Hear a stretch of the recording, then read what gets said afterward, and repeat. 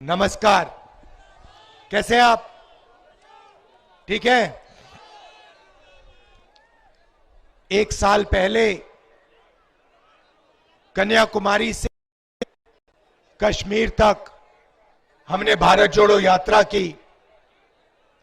4000 kilometre, हजारों लोग एक साथ मिलकर चले। लक्ष्य भारत को जोड़ने का था। जो हिंसा फैलाई जा रही है, नफरत फैलाई जा रही है, उसके खिलाफ खड़े होने का था। यात्रा में से बहुत सुंदर नारा निकला, भीड़ में से आया, नफरत के बाजार में मोहब्बत की दुकान खोलनी है। और इस एक नारे से आप मेरी को राजनीति को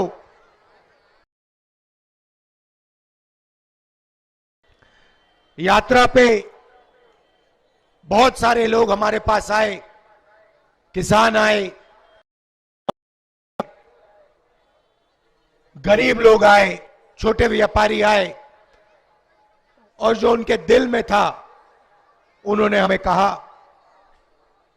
बेरोजगारी की बताई बात, महंगाई की बात बताई, जीएसटी की शिकायत की। दिल खोल के लाखों लोगों ने हमारे सामने अपनी बात रखी। बीच में दूसरे प्रदेश से भी लोग आते थे, यूपी से आए, बंगाल से। उन्होंने कहा, देखिए आप कन्याकुमारी से कश्मीर तक चल रहे हो, मगर हमारे प्रदेश में तो आप आए नहीं। अमेठी के लोग आए, इन्होंने कहा आपने भारत जोड़ो यात्रा की, मगर आपकी यात्रा अमेठी से नहीं आई, ये कैसी यात्रा है? और उसमें सच्चाई भी है। तो इसलिए हमने इस साल दूसरी भारत जोड़ो यात्रा की, मणिपुर से महाराष्ट्र तक, और आज मैं आपके सामने यहां अमेठी में हाजिर हूं।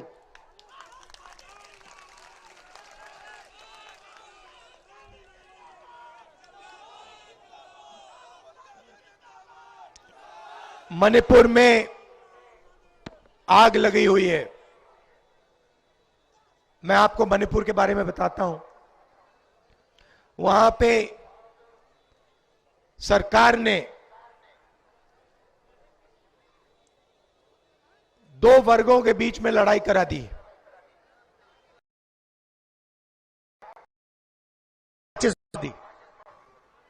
एक तरफ मेइतेई समाज, दूसरी तरफ कुकी समाज। आज नहीं जा सकते।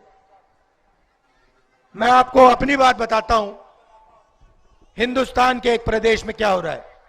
हम गए, दोनों समाजों ने हमें बुलाया, मेती समाज ने भी बुलाया, कुकी समाज ने भी बुलाया। पहली बार मैंने अपने राजनीतिक जीवन में यह ऐसा देखा है। जब हम मेती समाज के, उनका हमें मैसेज आता है कि देखिए हम आपकी स्वागत कर रहे हैं, हमने आपको बुलाया है, आप आइए, भारत जोड़ो यात्रा में आप आए हैं, हम आपका स्वागत करते हैं। मगर अगर आपकी सिक्योरिटी में कोई भी कुकी समाज का व्यक्ति होगा, हम उसे गोली मार देंगे। तो कृपया करके आप कुकी समाज के लोगों को अपनी सिक्योरिटी से निकाल के, परे करके हमारे यहां आइए। मैं हैरान हो गया। हमने कुकी समाज के लोगों को सिक्योरिटी से निकाला, हम वहां गए, बहुत अच्छी तरह हमसे मिले, हजारों महिलाएं मिली, अपने दर्द के बारे में बताया, वहां लोग मारे गए, घर जलाए गए, और उसके बारे में बताया। उसके बाद हम कुकी समाज के यहां गए, वही बात कुकी समाज ने हमें कही। जैसे ही हम वहां पहुंचे, हमें कहते हैं देखिए हम चाहते कि आप यहां आए, मगर मेते समाज का आपका कोई भी होगा सिक्योरिटी वाला, हम उसको गोली मार देंगे, तो कृपया करके मेती समाज के लोगों को आप निकालिए और फिर आइए। हमने मेती समाज के लोगों को निकाला, हम गए, हमारा वहां स्वागत हुआ, उन्होंने अपनी बात रखी, उन्होंने बात रखी और फिर हम वापस गए। मैं आपको ये क्यों बता रहा हूं, क्योंकि आज मणिपुर में हिंदुस्तान की सरकार का कंट्रोल ही नहीं है। हिंदुस्तान की सरकार अपने सिक्योरिटी में जिसको चाहती है नहीं भेज सकती है। सिविल वॉर हो रखा है, आग लगी हुई है वहां पे, 6-7 महीने से लोगों को गोली मारी जा रही है, और आज तक हिंदुस्तान के प्रधानमंत्री मणिपुर नहीं गए, आज तक जा नहीं सकते। यह हालत है। तो मणिपुर से हमने इसलिए शुरू किया, उसके बाद अरुणाचल, नागालैंड, उड़ीसा, बिहार, झारखंड, हम यूपी आए। कल मैंने देखा अपनी आंखों से वाराणसी में यूपी की सच्ची हालत।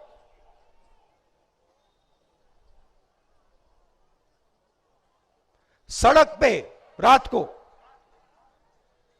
हजारों युवा शराब पिए सड़क पे लेटे हुए, वाराणसी में बाजा चल रहा है,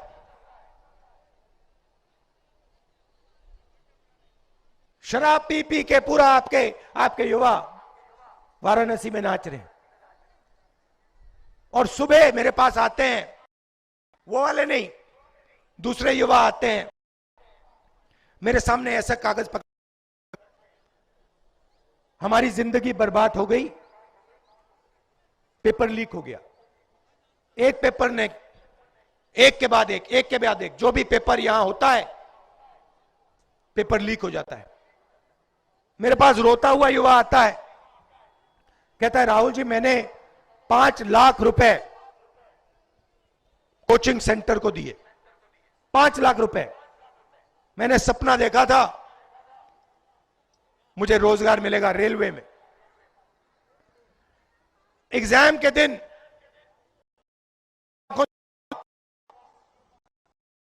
जिस चीज के लिए मैंने सालों तैयारी की, वही पेपर, शांत रहिए, वही पेपर एग्जाम हॉल के सामने, एग्जाम हॉल से पहले युवाओं के मोबाइल फोन पे, उनको पहले से पेपर मालूम है, 100% नंबर ले जाएंगे। पढ़ाई 1 मिनट नहीं की, मगर जेब में पैसा है, इसलिए सरकारी रोजगार मिल जाएगा। एक तरफ नशा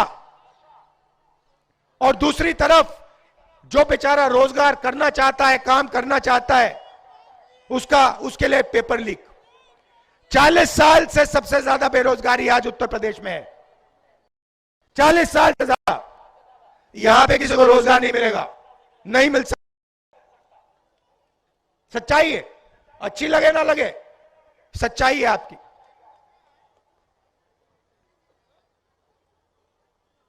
हर मीटिंग में मैं पूछता हूं,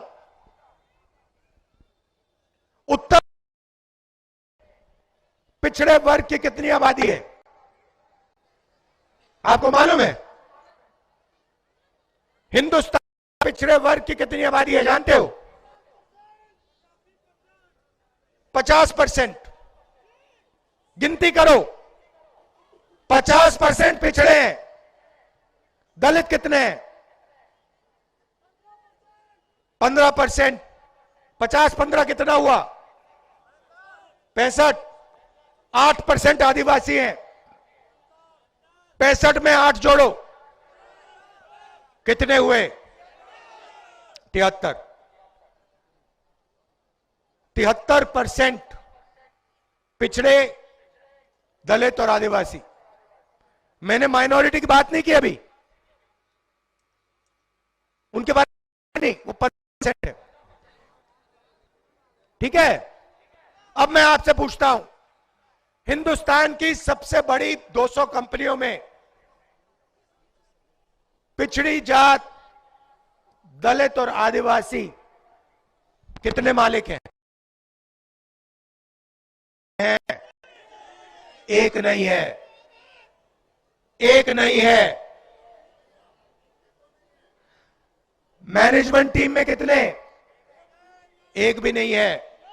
ये मीडिया के लोग खड़े हैं यहां पे, मीडिया में 73% के कितने लोग? एक भी नहीं। चलो प्राइवेट अस्पतालों की बात करते हैं, उनके मालिकों में 73% के कितने लोग? एक भी नहीं। चलो उसको छोड़ो, हाई कोर्ट में चलते हैं। 650 हाई कोर्ट के, उसमें 70% के कितने? 650 में से 100।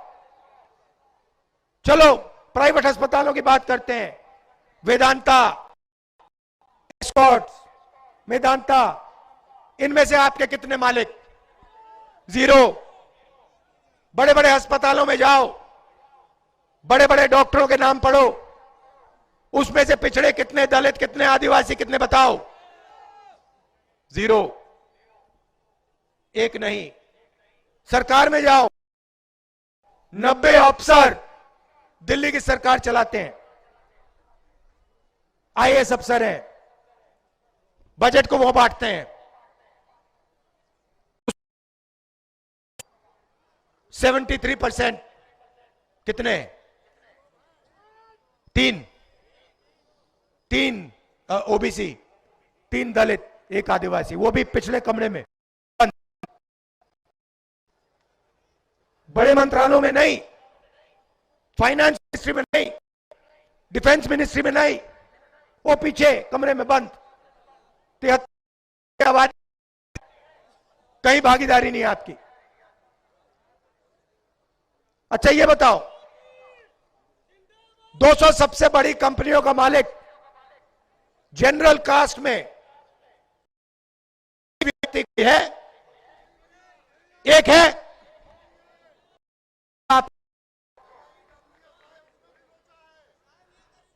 आपके नाम पता है कहां है?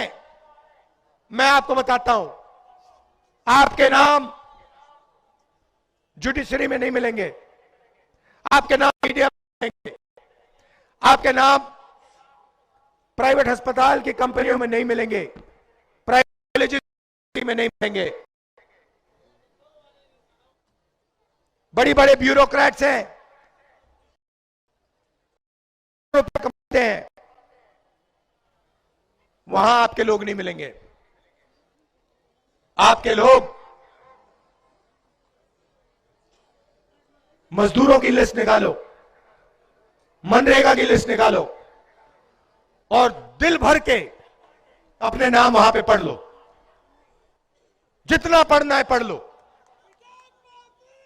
आप मनरेगा में देख लो, बेरोजगार लोगों की लिस्ट निकालो, उसमें देखो, मनरेगा मजदूरों की लिस्ट देखो, उसमें आपके सब लोग मिलेंगे। 73% सबके सब वो भविष्य है।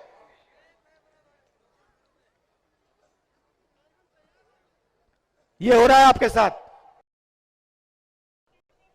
ध्यान भटकाया जाता है आपका। कभी आपसे कहेंगे देखो भैया पाकिस्तान में क्या हो रहा है, भैया चाइना आ गया, कभी कहेंगे उधर देखो भैया अमिताभ बच्चन नाच रहा है, वो देखो भैया उसके साथ ऐश्वर्या राय नाच रही है।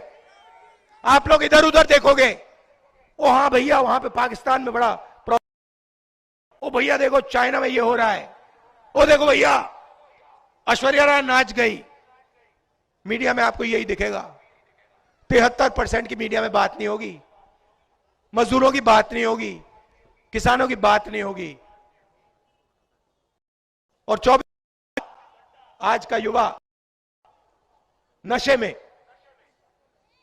मैंने वहां देखा, बनारस में देखा, सड़क पे देखा, नहीं तो अगर शराब नहीं पी रहा तो फिर इस मोबाइल फोन पे 7-8 घंटा 7-8 घंटा भैया वीडियो देखता रहता है, वीडियो देखता रहता है, एक दूसरे को भेजता रहता है। भाई अंबानी का बेटा वीडियो नहीं देखता, अदानी का बेटा वीडियो नहीं देखता, अदानी का बेटा धन गिनता है, आप लोग वीडियो देखते हो। अब हिंदुस्तान के क्रिकेट को चला रहा है, उसने भैया क्रिकेट शॉट मारी कभी जिंदगी में? उसको बैट पकड़ना नहीं आता, वो क्रिकेट चला रहा है। यह सच्चाई है। तो मैंने कहा कि देखिए क्रांतिकारी कदम, सबकी गिनती करनी है। इस देश में गरीब जनरल कास्ट के कितने लोग हैं, उनके हाथों में कितना धन है, इस देश में पिछड़े लोग कितने हैं, कौन सी जात है, उनके पास कितना धन है, आदिवासियों के पास कितना धन है, दलितों के पास कितना धन है, मतलब जाति जनगणना। जैसे किसी को चोट लगती है, पहला काम, आज हमारा सिक्योरिटी वाला बेचारा गाड़ी के नीचे आ गया, उसका पैर नीचे आ गया, हमने पहला काम किया भैया जाके एक्सरे कराओ। पहला काम एक्सरे, मतलब जाति जनगणना। 2% के हाथ में देश का, आपको पता ही नहीं लग रहा। एयरपोर्ट छीन लिया आपके, पब्लिक सेक्टर यूनिट सब छीन लिए, इंफ्रास्ट्रक्चर आपका सब ले लिया, आपके स्कूल, आपके कॉलेजेस सब उठा के ले गए, आपके अस्पताल उठा के ले गए। 2% लोग हैं, 3% नहीं है। आपने राम देखा ना, धूमधाम से हुआ, देखा ना, उसमें आपने किसी दलित को देखा? आपकी राष्ट्रपति, हमारी राष्ट्रपति आदिवासी हैं, उनको अंदर नहीं आने दिया। उनका चेहरा देखा आपने? किसी वहां पे किसान का चेहरा देखा, मजदूर का देखा? पिछड़े वर्ग के आपने लोग देखे वहां पे? नहीं। अदानी देखा, उसके बच्चे देखे, अंबानी देखा, उसके बच्चे देखे, सारे बिजनेस वाले देखे, नरेंद्र मोदी देखे, अमिताभ बच्चन दिखा।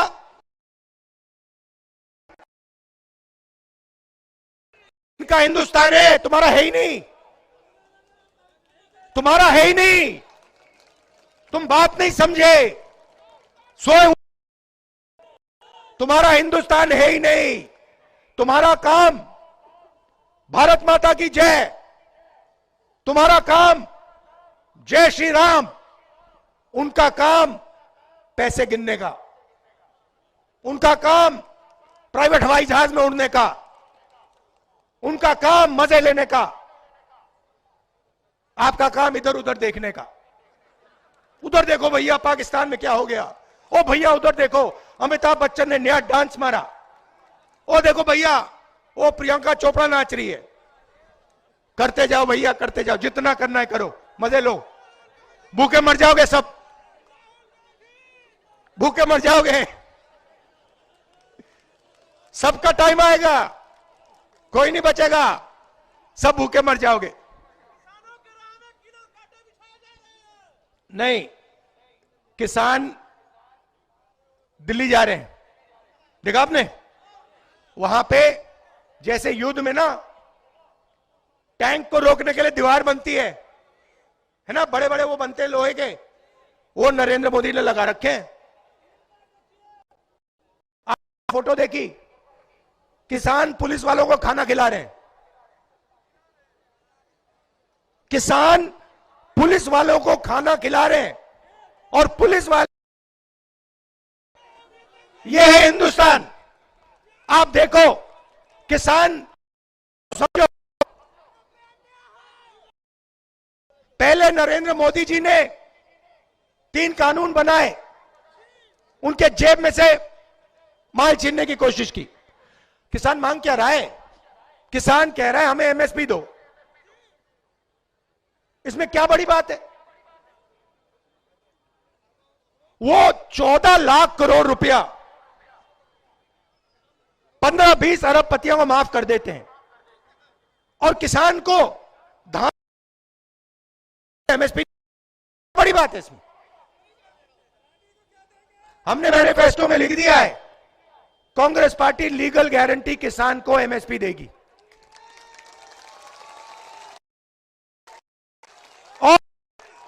और एक्सरे करेगी। भैया बात समझ लो, एक्सरे होगा, जाति जनगणना होगा, सबको पता लग जाएगा इसमें पिछड़े कितने, दलित कितने, आदिवासी कितने, गरीब जनरल कास्ट के कितने। सवाल पूछ, आपको इधर उधर नहीं देखना, इधर उधर नहीं देखना। आपने सुबह एक सवाल पूछना है, ये सोने की चिड़िया है, इसने अंबानी को इतना पैसा, अदानी को इतना पैसा दिया, आज सुबह इसने मुझे कितना दिया, यही सवाल पूछना आपको, और कोई सवाल ही नहीं है। जिस दिन 73% ने यह सवाल पूछना शुरू कर दिया कि भाई मेरे जेब में से हर रोज ये पैसा निकाल रहे हैं, जीएसटी जा रही है मेरी है, पेट्रोल का पैसा जा रहा है मेरा, गैस सिलेंडर का मेरा, मैं टैक्स में भर रहा हूं, जितना पैसा मैं देता हूं उतना अदानी देता है, मैं 1000 रुपए की शर्ट मैं 18% देता हूं, 73% वाला कहता है, और अदानी 1000 रुपए की शर्ट खरीदता है वो भी 18% देता है। तो जितना टैक्स में देता हूं उतना अदानी देता है, उसको लाखों करोड़ रुपए मिल जाते हैं, मुझे 1 रुपया नहीं मिलता, क्यों? यह सवाल पूछना चाहिए आपको। जाति जनगणना से यह सवाल का जवाब आप सबको मिल जाएगा, पता लग जाएगा 73% के साथ हो क्या रहा है। अमेठी आया हूं, इतने प्यार, पुराना प्यार का रिश्ता है, मोहब्बत का रिश्ता है, इसके लिए आप सबको दिल से धन्यवाद। नमस्कार, जय हिंद। न्याय का हक मिलने तक